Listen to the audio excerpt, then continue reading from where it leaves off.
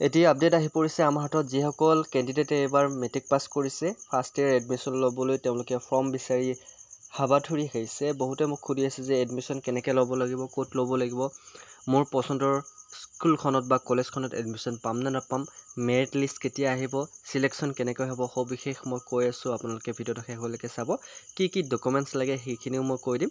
তো বন্ধুসকল, আপোনালোকক স্বাগতম জনাইছোঁ আমাৰ বিশ্বাসী বন্ধু অতি গুৰুত্বপূৰ্ণ ভিডিঅ'লৈ। আজিৰ ভিডিঅ'টো বিশেষ হ'ব সেইসকল ষ্টুডেণ্টৰ কাৰণে যিসকলে এইবাৰ ফাৰ্ষ্ট ইয়েৰত এডমিশ্যন ল'ব। চ' আপোনালোকে যদি ছায়েন্সত এডমিশ্যন ল'ব বিচাৰিছে, আৰ্টছত ল'ব বিচাৰিছে, কমাৰ্চত ল'ব বিচাৰিছে, তেনেহ'লে আপোনালোকৰ পচন্দৰ স্কুলখনত বা কলেজখনত এডমিশ্যন ল'বলৈ আপোনালোকে এটা পৰ্টেল খোল খাইছে। আপোনালোকৰ 23 তাৰিখ আজিৰে পৰা আপোনালোকে এডমিশ্যন আৰম্ভ হৈছে। এডমিশ্যনৰ কাৰণে আপোনালোকে এপ্লাই কৰিব পাৰিব।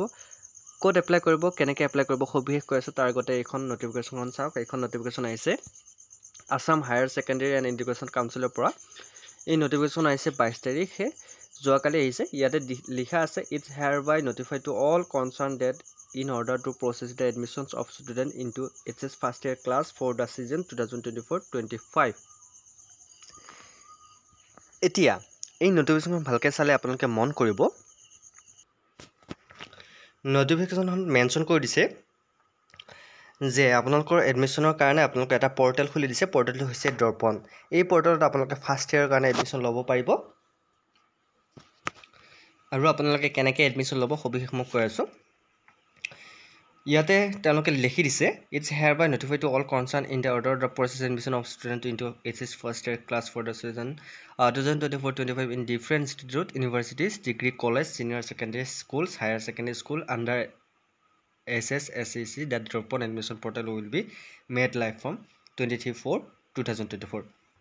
গতিকে যিবিলাক ইনষ্টিটিউট আছে, ইউনিভাৰ্চিটি আছে, কলেজ আছে, ছিনিয়ৰ হায়াৰ ছেকেণ্ডেৰী আছে, সকলোৱে এই দৰ্পণ পৰ্টেলত তেওঁলোকৰ এডমিশ্যনৰ কাৰণে ফৰ্ম মুকলি কৰি দিছে আপোনাৰ 23 তাৰিখৰ পৰা, আজিৰ পৰা। গতিকে আপোনালোকে অনলাইন এডমিশ্যন কৰিব পাৰিব। কেতিয়ালৈকে খোল খাব এই দৰ্পণ আপোনাৰ ৱেবছাইটটো, কেনেকৈ এডমিশ্যন আপোনালোকে ল'ব লাগিব, আপোনালোকে ক'ত ল'ব লাগিব, আপোনালোকৰ ঘৰতে যদি কাৰোবাৰ কম্পিউটাৰ আছে তাতেও এপ্লাই কৰিব পাৰে, বা আপোনাৰ হাতত যদি মোবাইল ফোন থাকে তেতিয়াও আপুনি ইয়াতে এপ্লাই কৰিব পাৰিব। কোনো ধৰণৰ প্ৰব্লেম নহয়। আৰু তেওঁলোকে লিখি দিছে the students will be able to submit their applications through online for admissions into different institute by visiting.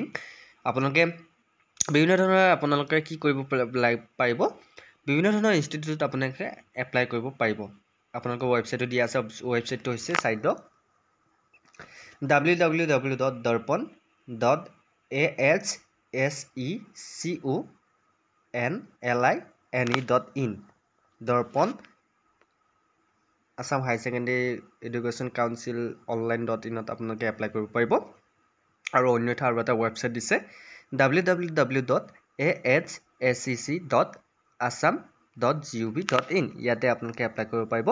এতিয়া তেওঁলোকে মেনশ্যন কৰি দিছে the concern student and institutions are advise to go' through the given guidelines SOP important dates in detail for complains and smooth conduct for the admission process. আগতে কি হৈছিল, আগতে offline হৈছিল admission. Offline admission হোৱাৰ কাৰণে বহুতো ষ্টুডেণ্টে problem হয়। যিসকল ষ্টুডেণ্টৰ নিজৰ মন পচন্দৰ কলেজখন বা আপোনাৰ ইনষ্টিটিউটত পঢ়িব বিচাৰে, কিন্তু দূৰ হোৱাৰ কাৰণে তেওঁলোকে কেতিয়াবা কি নাপায়, এডমিশ্যন ফৰ্মখন নাপায়। বহুতেই সেইকাৰণে এডমিশ্যন ল'ব নোৱাৰে। চ' এই আপোনাৰ যোৱা বছৰৰ পৰা তাৰ উপৰি বছৰৰ পৰা এই দৰ্পণ নামৰ পৰ্টেলটোৰ ধাৰাই আপোনালোকে এডমিশ্যন ল'ব পৰা এটা সুবিধা আৰম্ভ কৰি দিছে। গতিকে আপোনালোকে এই যিসমূহ গাইডলাইনছ আছে সকলোবোৰ গাইডলাইনছ মানি কেনে আপোনালোকে ইয়াতে এপ্লাই কৰিব লাগিব। ইয়াতে কেইটামান ইম্পৰ্টেণ্ট ডেট দিছে। এই ডেটকেইটাৰ ভিতৰত আপোনালোকে চাই লওক কি আছে। ইয়াতে আপোনালোকৰ submission of online applications by applicant. যিসকল কেণ্ডিডেটে আপোনাৰ হায়াৰ ছেকেণ্ডেৰী ফাৰ্ষ্ট ইয়েৰত তেওঁলোকে এডমিশ্যন ল'ব বিচাৰি আছে, তোমালোকে 23 তাৰিখ মানে আজিৰ পৰা 2 তাৰিখলৈকে, মে'ৰ 2 তাৰিখলৈকে এডমিশ্যন ল'ব পাৰিবা বা এপ্লাই কৰিব পাৰিবা এই পৰ্টেলত। তাৰপিছত 3 তাৰিখৰ পৰা তোমালোকৰ ৱেইটিং লিষ্ট বা মেৰিট লিষ্টখন তেওঁলোকে প্ৰকাশ কৰি দিব দৰ্পণ পৰ্টেলত। তাৰপিছত ইয়াতে দিছে publication for provisional selection list ৱেইটিং লিষ্ট ভেলিড আপ টু 10/5/2020। যিসকল ৱেইটিং লিষ্টত থাকে তেওঁলোকৰ কি হ'ব, তেওঁলোকৰ নামবোৰ ৱেইটিং লিষ্টৰ পৰা তেওঁলোকৰ 5 তাৰিখৰ ভিতৰত তেওঁলোকৰ ৰাতিলৈকে তেওঁলোকৰ নামবোৰ প্ৰকাশ পাব।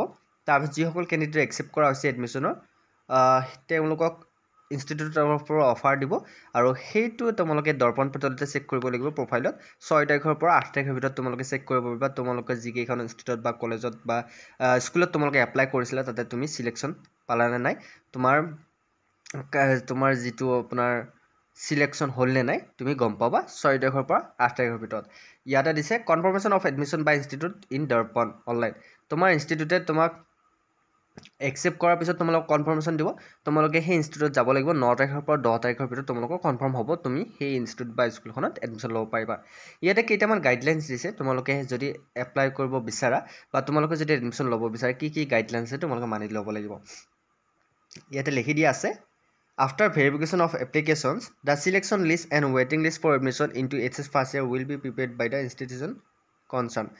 তোমালোকে সিলেকশ্যন হোৱাৰ পিছত তোমালোকে যদি ৱেটিং লিষ্টত থাকা তেনেহ'লে তোমালোকে ইনষ্টিটিউটত গৈ কেনে তোমালোকে তেওঁলোকক কনচাৰ্ন কৰি তোমালোকৰ যদি চিট দিয়ে তেওঁলোকে ল'ব পাৰিবা তাৰপিছত দিছে second selection list and waiting list for admission will be made available in the portal তোমালোকৰ যি selection list বা waiting list আছে সেই লিষ্টখন তোমালোকৰ দৰ্পণ পৰ্টেলত পাই যাবা for the student moreover candidate will also receive notification for their selection through SMS যদি তোমালোকে মোবাইল নাম্বাৰ দি তোমালোকে এপ্লাই কৰা তেনেহ'লে তোমালোকৰ যদি সিলেকশ্যন হৈ যায় তেনেহ'লে তোমালোকে মোবাইলত মেছেজো পাই যাবা থাৰ্ডত দিছে the institutions to ensure that online verification shall be conducted for admission into HS first year course yet dia say once a selection students accept the admissions offered by the institution will have to click the confirm admission button to complete the admission process in the portal using institute login id daily basis during admission process later by 10/5/2000 the student will be able to confirm admission of only those students who have accept the admission offer তোমালোকৰ তেওঁলোকে যদি এডমিশ্যনৰ অফাৰটো তোমালোকে confirm নকৰা তেনেহ'লে তোমালোকে admission নহয় তোমালোকে এবাৰ এপ্লাই কৰাৰ পিছত আকৌ তেওঁলোকে এটা লিংক পঠাব মানে কনফাৰ্মেশ্যন এটা এডমিশ্যন পঠাব যে তুমি সেই ইনষ্টিটিউটত এডমিশ্যন ল'বলৈ তুমি মানে আগ্ৰহী হয় নে নহয় যদি তুমি ইণ্টাৰেষ্টেড তেনেহ'লে তুমি কনফাৰ্ম বুলি দিব লাগিব তাৰপিছত তেওঁলোকে তোমাৰ সেই একচেপ্ট কৰিব তোমাৰ এডমিশ্যন তাৰপিছত দি আছে the institutions will be able to search the preferred subject stream of a student at the time of admission only with due consent from the students and the institutions concerned will have to update the same in the portal on the day of admission moreover since modification in their stream and subjects of student will be available in the Darbhan portal after the admission process is over the duration is তাৰপিছত লিখা আছে institutions should refrain from getting students admission without his consent not allowed to enroll student through the এইখিনি আপোনালোকে পঢ়ি ল'ব তাৰপিছত আৰু instruction দিয়া আছে কেনেকৈ এপ্লাই কৰিব লাগিব ইয়াতে দিয়া আছে চাওক an applicant has to submit application online through Darbhan portal a student can apply up to maximum of 5 number of applications আপোনালোকে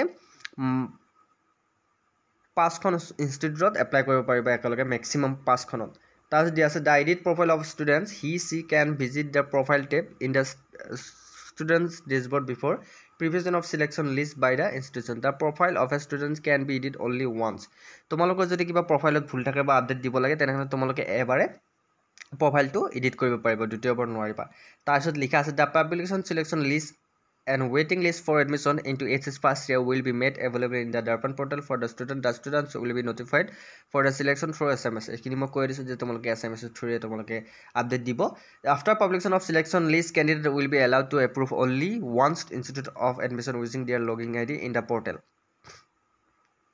তোমালোকৰ যেতিয়া তুমি 5খনত যদি তুমি 5খন স্কুলত বা ইনষ্টিটিউটত তুমি এপ্লাই কৰিলা তাৰপৰা সবে তোমালোকক কনফাৰ্মেশ্যন এটা মেছেজ পঠিয়াব তুমি এখনতহে সিলেকশ্যন বা কনফাৰ্ম কৰিব পাৰিবা গোটেই কেইখনত নোৱাৰা a student will be able to search their preferred subjects at the time তোমালোকে এডমিশ্যন লোৱাৰ সময়ত যিকোনো ফিজ তোমালোকৰ কোৰ্সটো থাকে সেই ফিজটো তেওঁলোকে চাৰ্জ দিব তোমালোকে কেই টকা হয় কিমান হয় সেইখিনি তোমালোকে চাই ল'ব লাগিব the registration process for season 2024 scheduled into the month of August 2024 গতিকে এই নটিফিকেশ্যন চাব লাগিব ভালকৈ চাই ল'বা চাই কেনে তোমালোকে ইয়াতে এপ্লাই কৰিব পাৰিবা এতিয়া মই তোমালোকক কৈ দিছোঁ কেনেকৈ এপ্লাই কৰিব লাগিব মই সবিশেষ কৈ আছোঁ তোমালোকে চাই ল'বা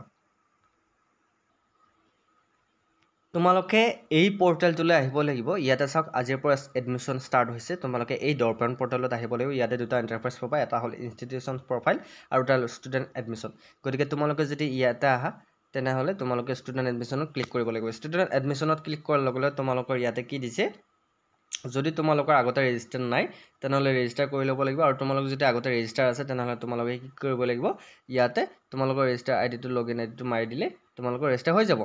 চ' মই এতিয়া কৈ দিছোঁ তোমালোকৰ কেনেকৈ কি কৰিবা। ইয়াতে মই ধৰা হ'ল আগতে ৰেজিষ্টাৰ নাই তেনেহ'লে তোমালোকে ইয়াতে ডোণ্ট হেভ একাউণ্টত ক্লিক কৰি দিবা। ইয়াতে তোমালোকে প্ৰথমতে ৰেজিষ্টাৰ কৰি ল'ব লাগিব।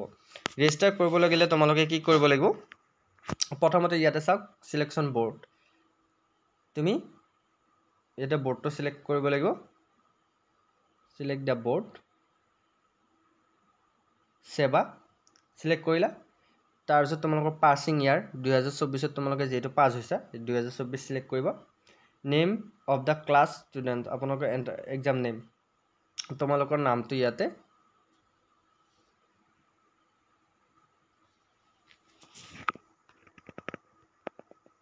তোমালোকে কি এক্সামত পাছ কৰিছা সেইখিনি ইয়াতে লিখিব, SLC এক্সাম।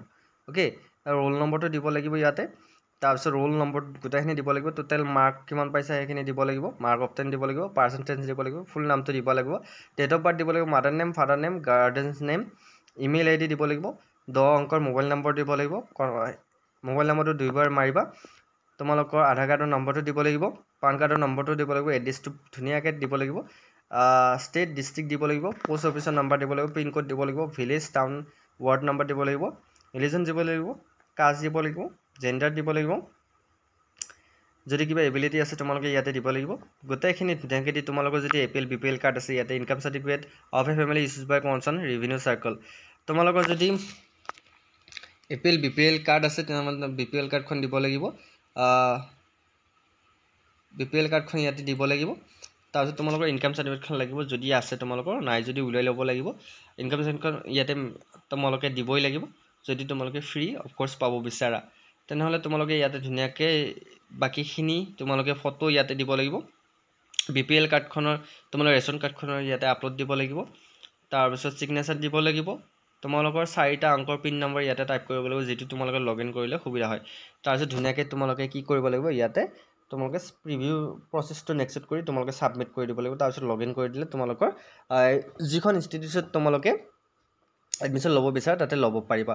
চ' ইয়াৰ ভিতৰত মই ডিটেইলছত ভিডিঅ' যদি বনাই দিব লাগে বনাই দিম, কিন্তু আজিৰ কাৰণে ভাল খবৰ যে তোমালোকৰ এডমিশ্যন আৰম্ভ হ'ল, আজিৰ পৰা এডমিশ্যন ল'ব পাৰিবা। Good news. তো সকলোকে মই শুভেচ্ছা দিলোঁ, সকলোৰে মন পচন্দৰ স্কুলখনত বা কলেজখনত নাম ভৰ্তি কৰিবলৈ সুবিধা পোৱা তাকে কামনা কৰিলোঁ। চ' ভিডিঅ'টো ইমানে আছিল, আশা কৰি চাই ভাল পালোঁ। যদি ভাল পালে লাইক কমেণ্ট শ্বেয়াৰ লগতে বিশ্বাসী মোৰ চেনেলটো ছাবস্ক্ৰাইব কৰি দিবলৈ নাপাহৰিব।